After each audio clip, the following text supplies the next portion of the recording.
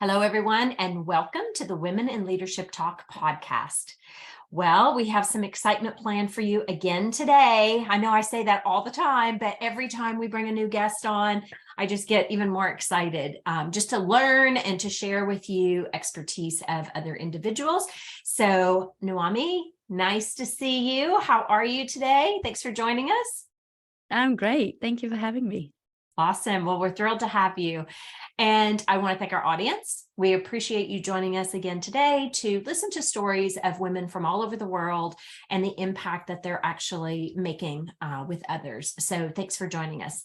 So let me tell you a little bit about Noomi. Noomi is she's from Denmark, actually, originally, which I just learned, and I know I'm having a hard time saying her name the right way. I was practicing it. But she is a Neuro-Linguistic Programming Practitioner, and she is certified in adult training and development from the University of Toronto. And she's also qualified in family constellations and organizational constellations, which is a deeply therapeutic work. And we're going to talk about that in a few minutes because I'm really curious to learn more about how that works and what even led you into it. But I also want to mention she's also just launched her own podcast called Female Inner Power.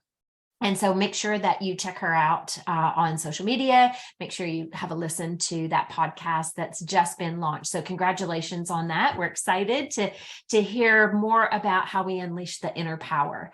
So let's jump in, Noomi, and talk about what led you to the path you're on, and maybe give us some context around, this organizational constellations and the therapeutic work that you're doing. Sure. So we'll go back in time, back to 2006, which actually 2005, November 2005, when I was sitting in the office in London. I was working for a commercial conference production company. I'd been promoted twice very quickly, and I was struggling. Not with the work as such. Actually, I was doing very well with the work, but I was crying every chance I got. I was going through quarter-life crisis. I was 25. So I was finding my inner perfectionism was blocking me from enjoying anything and was blocking me from just keeping going. And the inner critic was vicious. And at the same time, living in London as a foreigner, I had just experienced several of my friends leaving London in a very short space of time. So the support network wasn't there. At the same time as I got more responsibility, at the same time then as patterns that had always been with me just got more exposed. And then I was given a project that I didn't want. So the company said, hey, can you do this US project? Because the person who's meant to do it is on sick leave. And I said, no. And they're like, well, you're amazing. You're the best person for it. And I was like, well, I knew I didn't want to touch that project. I knew there was so much pressure on this. And I totally got why they wanted me to do it. But I was like, no. And they're like, please do it. And so there I am in Europe. My no wasn't heard. And I had to work totally different hours than others. So I came in the middle of the day and I had to lock up the building. So the last 3 hours I was in the office, mostly I was alone. No one else was there. And when you're already struggling and feeling low, that's just not what you need. So I had a moment. I had an evening where I broke down, and thankfully I had a coach friend. I had already done lots of personal development, and my coach friend, who I phoned, said, move from that chair to another chair. I was like, what? She's like, just move from the one chair to the other. And it's amazing. I mean, I often say that to people when they say now, clients, when they say, I'm stuck. And I'm like, yeah, well, just try and move your body, because actually you can move. And it's so powerful. So I moved from that chair to the other chair. And when I sat in the other chair, she managed to tell me that the world would not end if I went to my doctor the next day and said that I was struggling, and then I would be able to get a sick note, and that, my life would be no worse off, and it would be fine, and it wouldn't be the end of my career or anything. And I followed that and took 2 weeks off, which obviously was not enough for anything. Anyway, that started my soul searching into what is it that I really want to do. I'm successful here, but this is not it. And I went on a whole journey and met different people along the way. And then I had one conversation that changed my life.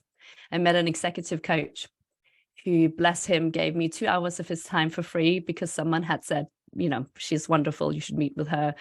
And he said, okay, I'll meet with you. And he said to me in those 2 hours, you want to do what I do. And I just remember, this was summer of 2007, my jaw dropping open and going, what? Like, actually, it was summer 2006. I'm jumping ahead a year, but anyway. And I just was like, what do you mean I want to do what you do? Like, he's like, yeah, you want to do what I do. And I said, how do I do that? He's like, it doesn't matter. You're not ready yet. And I ended up working in some other places, but he'd said that, and the spark was ignited, and I was like, I want to do that coach thing, which is how I ended up in Toronto, which is how I started studying adult training and development and NLP. And this coach friend of mine said, just start coaching friends for free.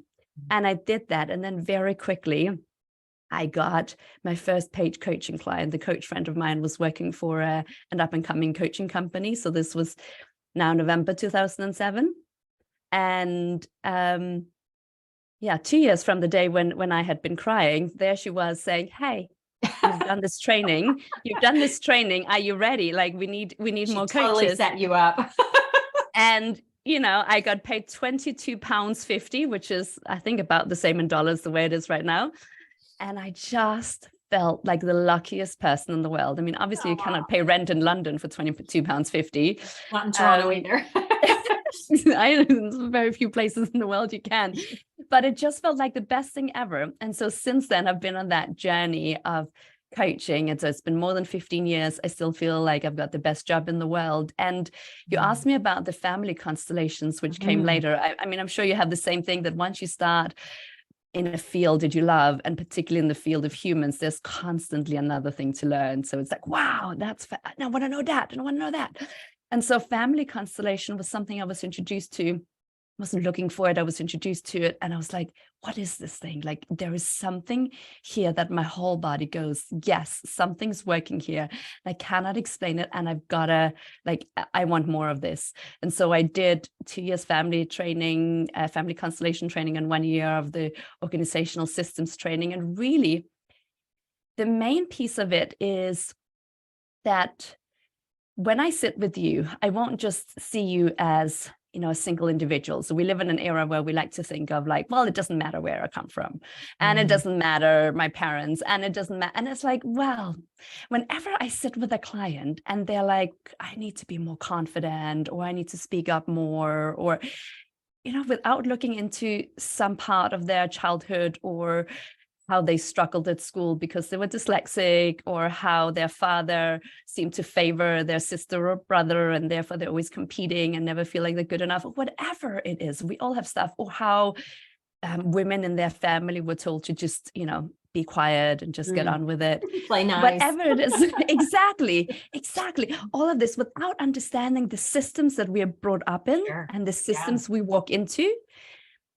You can't really shift that much. And so this gave me the tools to go into what feels like therapy, and in many ways is a therapeutic intervention. So the purpose is not to dig into, when I sit with a client, to dig into their childhood. It's not about that. So if they come and say, hey, I want to talk about my childhood, I send them to one of my therapy colleagues who studied the same, but, they present as a therapist.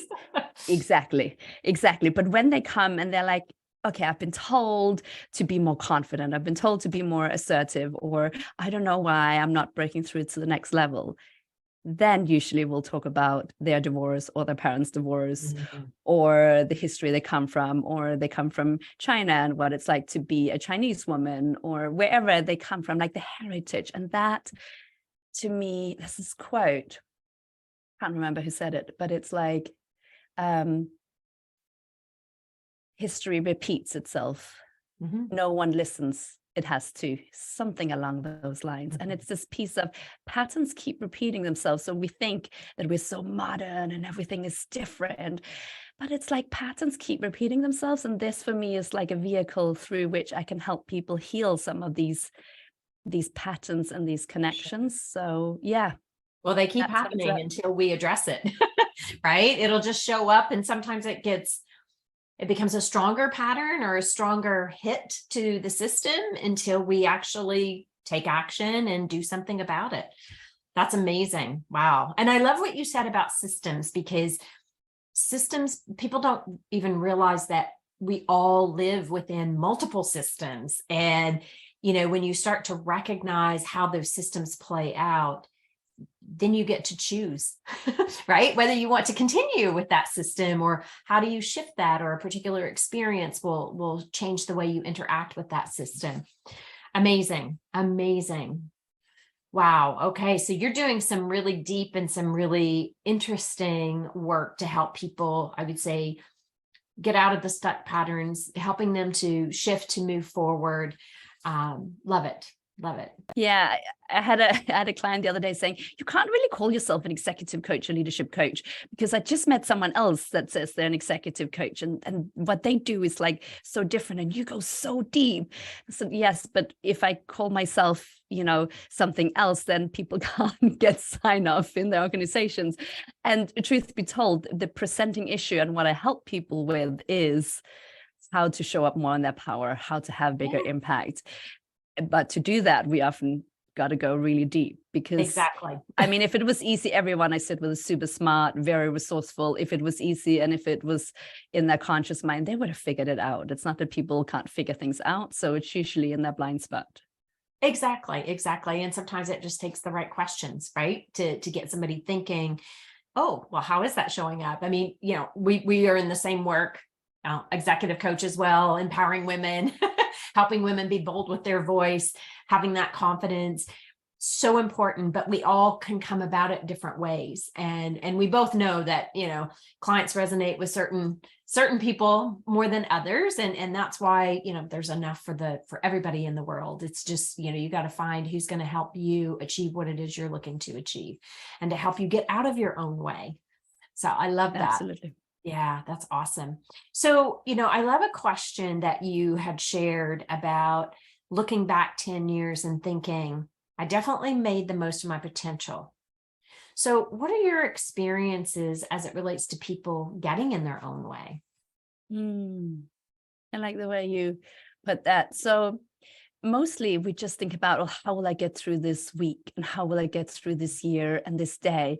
And then we look at our limitation and we look at what we think is possible. And most people spend a lot of time thinking of all the things that could go wrong, rather than what is possible, what could go right. Mm-hmm. And so I love doing the exercise, actually, and I'm sure you do similar exercises with your clients. There's many different variations of, like, imagining that you're 98 and you're sitting in your nursing home or looking over the sea or in your retirement village or wherever. I mean, I'll still be coaching if anyone will listen to me, that's for sure. Because I just love it. So, but wherever you're sitting when you're 98 and feeling healthy and happy and all of those kind of things, and then thinking back on what will you be proud of, and what advice do you have to whatever age you are right now. And anytime you do any variation of that kind of exercise, the advice is very similar. Most people will say something like, oh, just go for it and don't hold back. And like, now is your chance and you'll never be younger and you're doing great. And like, just be courageous. No one ever regrets going for it. Yeah. Whatever going for it means. And of course, it means different things for different people. So some of the clients I have, it means like, hey, I'm going to go for an exec position. And other people, it means like, I'm going to leave corporate world and set up my own business. So, I mean, it doesn't matter, but it's that bit of like, daring to do that thing of go for it. No one ever regrets that, but most people regret and going, yeah, I was a bit too slow. Yeah, I didn't quite get courageous enough. And so unless we think further ahead and get the courage from that place, if we just live life as in what's going to happen tomorrow, what's going to happen the next day, then we don't make the most of our potential, because everyone I know has too much on their list that they need to get through. And so we get distracted by logistics and stuff and noise and fear in the world. And oh my gosh, you just have to read headlines for like 30 seconds in the news and then you think, well, the world is ending. I don't know if I can do anything here. So we've got to go to a different place and then get hold and somehow going towards the end of life, that, interestingly enough, ignites the inner child and the playfulness and the, oh, what's possible. And all of us can think about, okay, well, what advice would I give to myself 10 years younger? Right. Yeah. And when we do that, and I mean, how wise we are when we speak to a teen or someone that's, You don't 10, 20 listen. years old. I'm like, oh, you're so young. You're so young. If only you knew what I know. Right. And so we can all get in touch with that. So going ahead and then thinking, wow, what would I be really proud? Like, what would I really feel like that would have been worth contributing towards? And I always say it's not about whether you achieved it. It's like, did you really go for impact and joy? For me, impact and joy is so connected. And people often think, well, if I'm going to have more responsibility, then I'm going to like be less happy. Then it's the wrong kind of responsibility. Then you're on the, like, you're not clicked into the right place. Because when the clients I have, I'm sure it's the same for you, they want to go for impact. Yeah. And you can have the most impact when you're feeling joyful about it, when you're like in your passion, when you're in your flow. And so, yeah, the block is like thinking about today, tomorrow, the next day, and then needing a plan.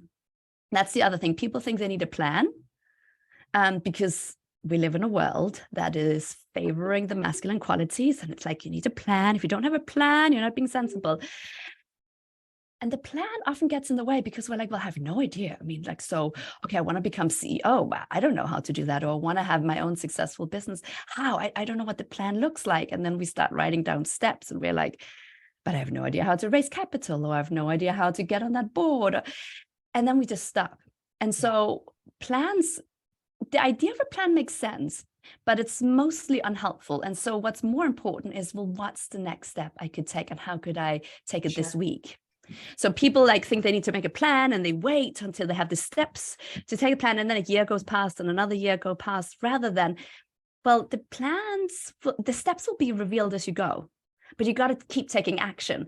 So what is it that would make me feel more confident today? What is it? And I'm sure you do stuff like this with your clients, right? What is it that would make me speak up as if I was having a seat at the C-level table today? How would I speak if I already had that? How would I present myself? What issues would I be focusing on? What is it really about? And so just taking the next step, not needing to know the full plan, but not having a plan doesn't mean not taking the next step. So I think that's where people get confused. Yeah. Yes. Yeah. Yeah. And I love, what you said a moment ago there about not having the regrets, because there's nothing worse than 10 years down the road and you're still sitting in that same spot because you got stuck, because you couldn't make that step. And you don't want to wake up 10 years down the road and say, oh, I wish I could have, I should have, all of those things that are not helpful. So it's taking that opportunity to really put yourself out there.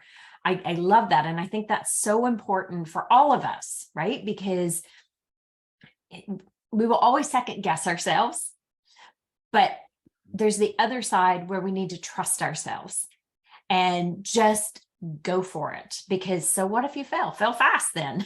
Figure out what I did wrong. How do I alter it? How do I adjust? It's not life and death, to your point. Yeah, it doesn't have to be exactly perfect.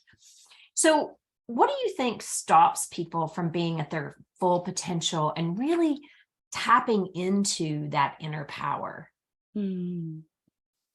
I think we make a mistake in the world when we tell people they need to be more confident or they need to be more assertive. And then they go, but we say, I'm sure you hear this all day long, right? I don't want to be arrogant. I don't want to be full of myself. Especially I don't want to be one of those, right? And so that's what I hear all day long. And it's like, well, that advice is actually unhelpful. Because when we need to make it about me, I need to be more confident. It's like, it's so entirely unhelpful. How can I know if I'm any good? I mean, it's going to just wake up my inner critic like nothing else. And so here's what I say to my clients is, what if you just said, thank you. Thank you for the gifts that I've been given. Thank you for the intellect, the emotional intelligence, the experiences I've had, the opportunities I've had, the me that I am today. Just say thank you. And then you say, and I think it really helps to have some kind of spiritual belief. So whether you think it's God or universe or divine or energy or whatever, it's like you just say, show me how I can put this to good use. Let me be a channel And I kind of imagine very often someone knocking on my skull and going, okay, this wants to come through. How are you going to be helpful in this purpose? And what I very often say to clients is like, what are you the spokesperson for?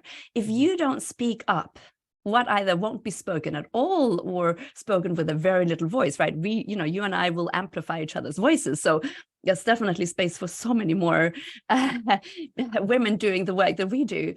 And so I remember, for example, sitting with a client, and she'd been told this, but you need to be more assertive, blah, blah, blah. You need to be more confident. You need to speak up more in meetings. And she was like, well, I don't want to speak over all these other people. And I say things, but then they don't listen and I just can't be bothered. And I was like, well, what perspective is not represented when you don't speak up? And she was like, well, the end user perspective, because that was what she represented. And she ended up creating, she was a designer, and she ended up creating a little figure that she took with her to meetings to remind her that she wasn't speaking up on behalf of her. It had nothing to do about her, and therefore it didn't matter whether people judged it, but she was the spokesperson for the end user. And if she didn't speak up, they just wouldn't be heard. Marketing and finance were speaking up, and all kinds of other departments. And I think of that, right? It's like, if I and you, if we don't speak up, I mean, I think of the generations of women that came before us. If there hadn't been women out daring to speak up for women's rights and voting rights, and I mean, I still can't believe that here in the UK, it was 1975 or 76 was the year that a woman could have a bank account without it being co-signed by a man. I mean, that is so incredibly recent, right? If there hadn't been women speaking up like that, then what? And so I think it's really unhelpful to make it about us, but it's more about what am I speaking on behalf of? And then you become much more powerful, and your impact will increase, because it's like, wait, it's not about me. It's about me getting out of the way. And so if they judge, whatever, right? It's like I have an obligation to the message I'm here to pass on. Yeah, no, I love that. And you're also being that role model for others who struggle to speak up, right? So it's almost, when you do it, you push yourself to do it, you're giving permission to others to share. And what you share might be exactly what somebody else in the room needs to hear. Such a powerful message. And I love how you tied that back to, just even women's rights, right? If we hadn't had mothers and grandmothers and sisters who were fighting for these rights, like, we wouldn't be where we are today. And so somebody has to be bold and use their voice for positive, impactful change. Yes. And all the time when I sit with clients, men and women, that I feel like, okay, well, they have some good values. I can feel they're interested in societal issues. I go like, well, maybe you want to go into politics. And they would say, oh, well, I don't like politicians. I was like, well, exactly. We need a new breed of politicians. And it's like, hey, if you don't see what you want, we've got to role model it. Like someone's got to dare to step into that. And I get that most political systems in most countries are very toxic and very hard to navigate. But if there were enough difference that stepped into that system, right? Because how does it change unless we dare to go, none of the leaders I see in this field are what I want to see. Like, okay, well, I've got to invent a different way of doing it. I've got to role model a different way of being. Sure. Yeah, exactly. Well, and that ties in beautifully to, my next question, which is, how do individuals move from those ego-driven leaders to those leaders that value integrity, kindness, compassion, while still having massive impact? Well, so the clients that come to me are usually not ego-driven. I think they choose a very different for ego-driven leaders. Absolutely. And so for me, it's that piece. I'll often jokingly say this. I'll say, with the power vested in me as your fellow human, I hereby give you permission to show up fully and true to who you are, and to get it wrong, and to have impact, and to dare to speak up. Kind of like, there's so many of us women that have that good girl shadow of waiting for permission, of waiting for someone to say, oh, now you're ready. And so I jokingly do that thing of like, hey, with the power vested in me. And they're like, ooh. And it's like, as your fellow human being, it's like, like, I don't have the power. Like, it's like the power is here. But it's that waiting for permission. And mostly I find when people have children then, or, they usually know someone young that they value. And I'm like, wait, don't do it for yourself, do it for them. If you want it to be different in the future, it's like, you don't plant trees for yourself, you plant trees for the next generations, right? And the same, I think, so much of the leadership, when we need immediate results and impact, then it becomes about me. Like, this has to do something right now. Shifting culture, changing systems, that is an ongoing long-term piece of work that doesn't give you any immediate feeling of, this is working. I mean, it's really massively complicated. And so a lot of what's needed in leadership today is like, we've got to be so okay with not having immediate gratification from the work and know that, wait, I'm doing this to shift systems for the future. It's not about me. And so we've got to resource ourselves from somewhere else. And so I'll often give clients homework to praise themselves and talk to themselves, because if we need affirmation from others that we know that we're good, we can't lead, we can't speak truth. So we need to get it from ourselves. And that is the least selfish thing we can do. People think, oh, then I'll become self-absorbed. I'm like, no, you'll be able to be better at speaking truth when you don't need people to validate you. You know, truth is your boss. Not your boss. Yeah.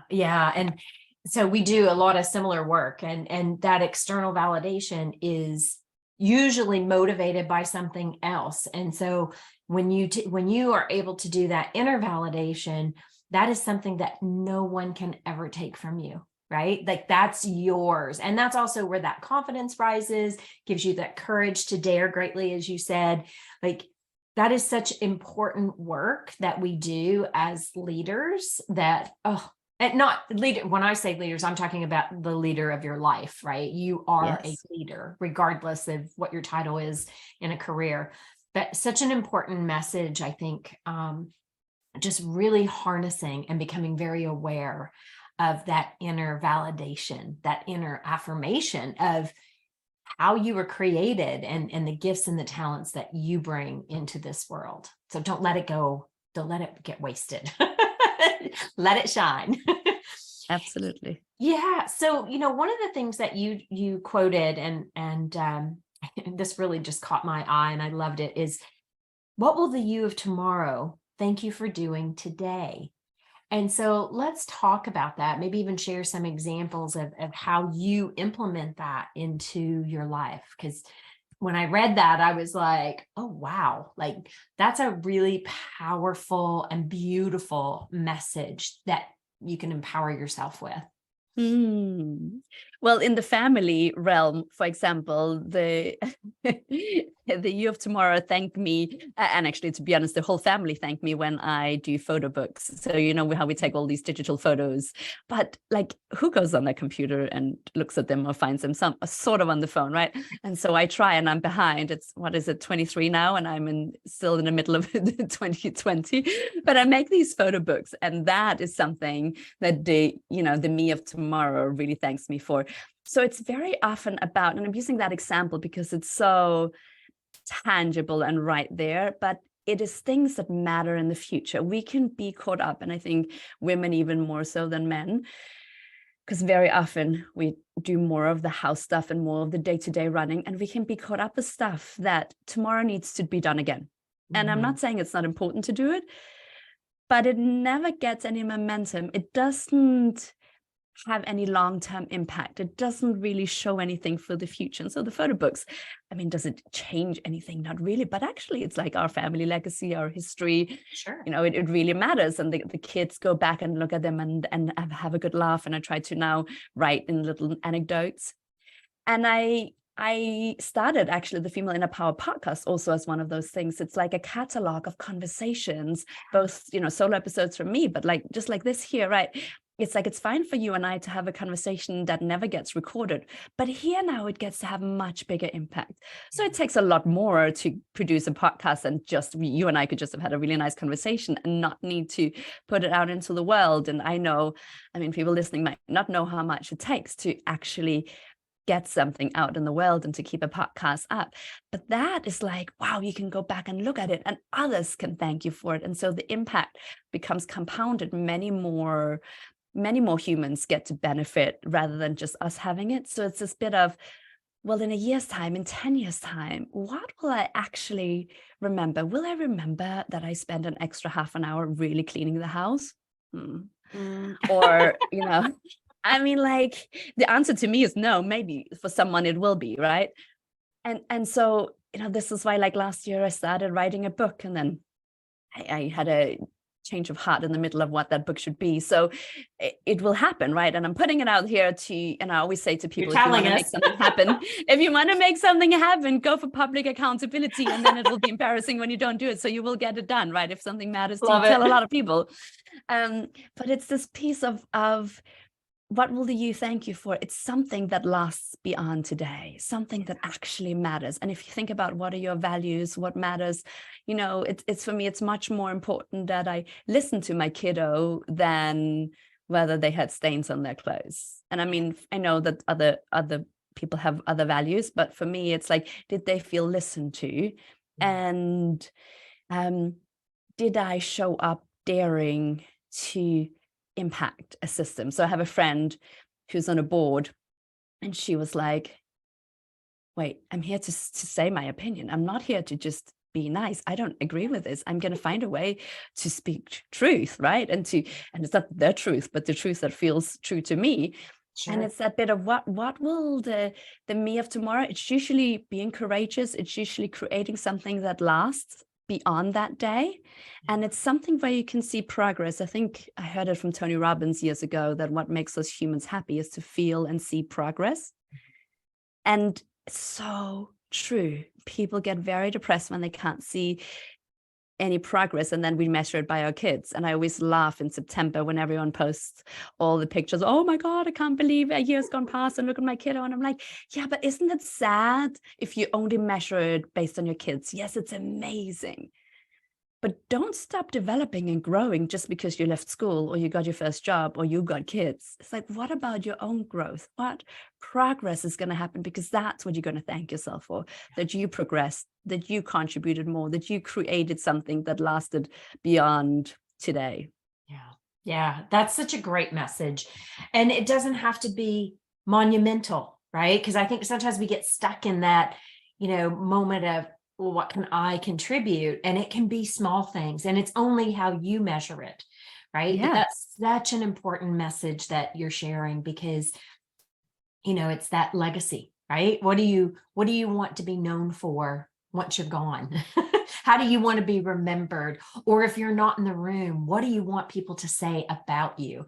Like, all of those things are really, to me anyway, and it sounds like to you as well, it's like those are super important benchmarks for your own life, right? What do you want to be known to contributing?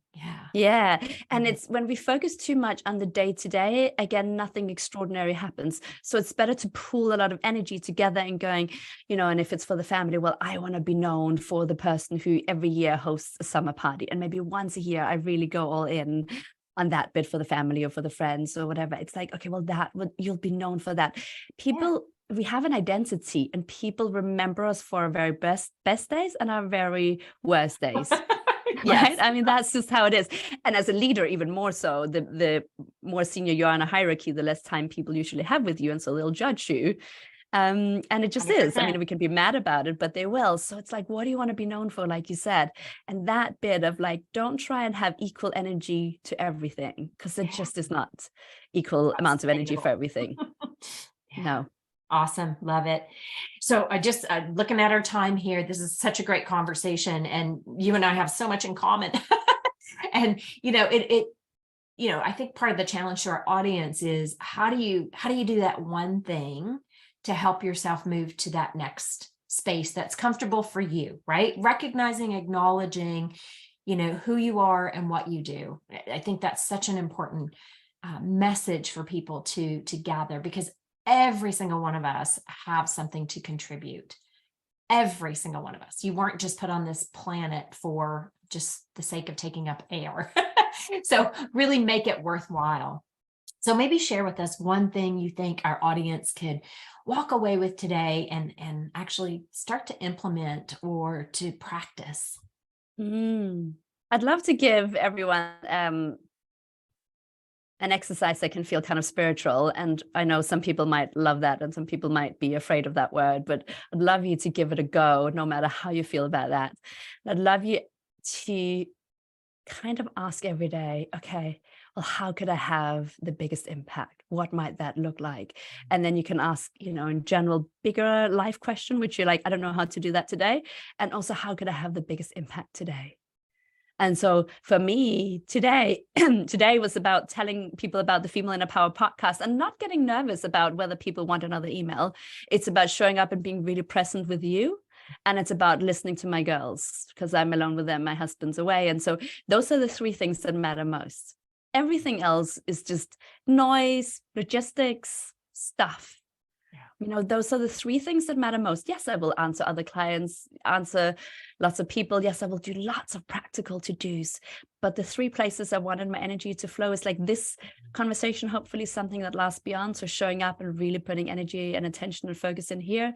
Energy and attention and focus on my kids. Not every single action I do with them, but a few where they really feel my presence and I really listen, so that there's, at least a few moments today where they really felt me and I really felt them. Nice. And then, daring to just put something out there that I care about and daring to tell people and not worry about, what will they say? And does it reach them on a good day? And is it another email in there? It's like, whatever, like, this is what I'm here for.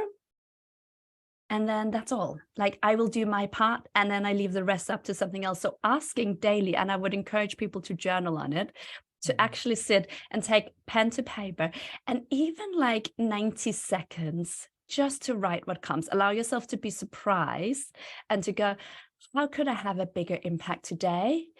How could I have a bigger impact this year? And how could I have a bigger impact the next 10 years? What's really worth me contributing towards? And if you ask yourself that question every day and take even just 90 seconds to write something down, even if it makes no sense, if you've done it a week or two or for a month, you'll be like, whoa, okay, there's something that makes sense. Yeah, I'm starting to see a pattern. So some days it might make no sense. But the rigor of doing it more than once and consistently, 90 seconds a day, we can do that. That creates something where you get some clarity and go, okay, it keeps showing up. There's something here. Yeah, pay attention. Lovely, Yes. lovely. That's a great exercise. Love that. And I love the challenge that you've shared with our audience. So beautiful. So, Noomi, let me just say thank you so much for coming on and sharing with us today. And where can people find you? So they can find me on LinkedIn. I'm Noomi Natan. I'm sure we'll link to that. Doing a little bit on Instagram. Also, NoomiNatan.com is my website. And then the new podcast, Female Inner Power, which you'll find in all the places you listen to podcasts. So yeah, definitely go listen to that one. Awesome. Well, thank you so much for joining us today. And I want to thank our audience for joining us. We know you have a choice as to, who you listen to, and we're super grateful that you've taken time today. Let us know how you do with the exercise that Noomi has challenged you with. We'd love to hear, what do you discover? What are those patterns? You can reach out to either one of us. We'll share with each other, but we'd just love to hear how that's impacting you and how you gain some of that clarity with some of the writing that you might try. And also, if you're curious about learning about your leadership, go onto the WILempowered.com website. So that's 1L, WIL Empowered, and take our free leadership quiz. That'll give you some insight as to how you're showing up as a leader. So once again, thank you for joining us, and we will look forward to having you on our next podcast. Take care, everyone.